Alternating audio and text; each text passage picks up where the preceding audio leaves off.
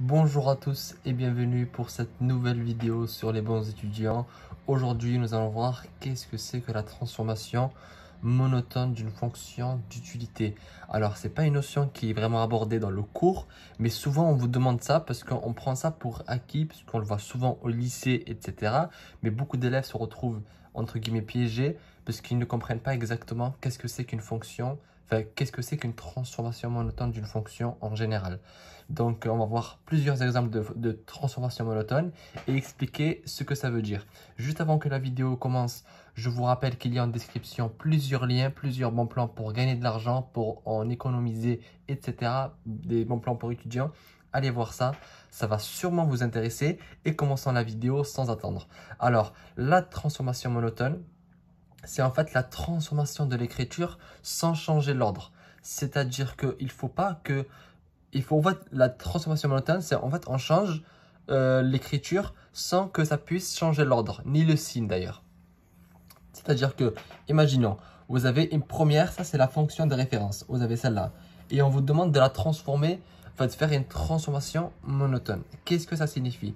C'est-à-dire l'écrire d'une autre manière, mais tout en respectant en fait le fait que ça va garder l'ordre.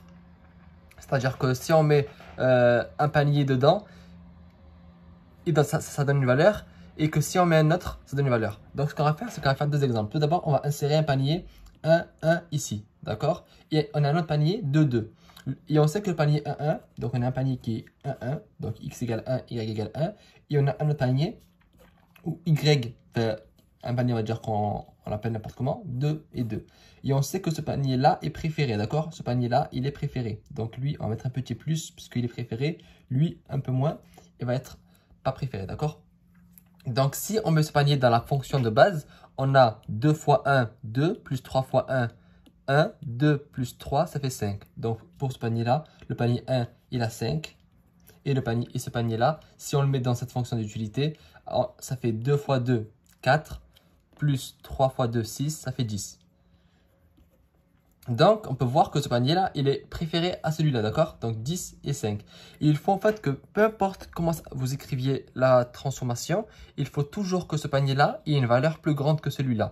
Tant que c'est, à la fin, vous avez une valeur pour ce panier-là, enfin, une utilité plus grande que ce panier-là, peu importe comment vous écrivez la fonction d'utilité, c'est bon. C'est ce qu'on appelle une transformation monotone. Alors, qu'est-ce qu'on peut faire? On peut doubler toutes les valeurs. Si on double toutes les valeurs, alors l'ordre ne change pas. On peut vérifier 4 fois 1, 4, plus 6 fois 1, 6, ça fait 10. Donc ici, on a 10 pour la deuxième fonction d'utilité. Et ici, on a quoi? 2 fois 4, 8, plus 6 fois 2, 12, ça fait 20. Et encore une fois, celui-là, il est préféré à celui-là. Ça n'a pas changé l'ordre. Toujours ce panier qui est préféré à l'autre. Et l'utilité est toujours plus grande pour le panier 2, 2 que le panier 1, 1. Donc, en fait, la transformation monotone, c'est modifier l'écriture tout en gardant l'ordre. On peut aussi mettre le carré, c'est-à-dire qu'on met la même fonction là, mais on met le carré. Et vu que le carré, on le sait que ça ne change pas l'ordre, c'est-à-dire que vu que ça va encore donner 5, mais ça sera 5 au carré, ça va être 25. Ici, ça va être 10 au carré, ça va être 100. Le panier 2, ici, va être préféré encore au panier 1. Donc, on peut aussi mettre un logarithme. La fonction logarithme, c'est un exemple de transformation monotone. On peut aussi mettre la racine carrée. En fait, la racine carrée, c'est comme un n, c'est juste que c'est la puissance 1/2. Comme vous le savez, la racine carrée, c'est égal à la puissance 1/2. Donc, vous mettez la racine carrée, vous avez fait une transformation monotone et l'ordre est encore vérifié. On peut aussi mettre juste un plus 5. Si vous mettez plus 5 ici, vous aurez 10. Ici, vous aurez 15. Donc, c'est bon. L'ordre est vérifié et l'ordre ne change pas. On peut aussi mettre du coup moins 10. Si on met moins 10, ici, on aura moins 5. Ici, on aura 0. Et c'est bon. 0, c'est plus grand que moins 5. D'accord? Donc, le but en faisant une transformation monotone, c'est de modifier l'écriture de la fonction tout en conservant l'ordre des préférences. Ici, on avait dit que le panier 2 était préféré au panier 1. Donc, il faut juste qu'à chaque fois que vous mettez le panier 2 dans la fonction, il ait une valeur plus grande que la valeur que quand vous mettez le panier 1. Donc voilà, c'était une vidéo très courte pour vous expliquer tout simplement qu'est-ce que c'est qu'une transformation monotone. C'est tout simplement on modifie l'écriture tout en conservant l'ordre des préférences. J'espère que cette vidéo vous a plu. Je vous donne rendez-vous dans d'autres vidéos. N'hésitez pas à vous abonner à la chaîne pour être tenu au courant de toutes les nouvelles vidéos qui sortent. Et à très bientôt pour une nouvelle vidéo.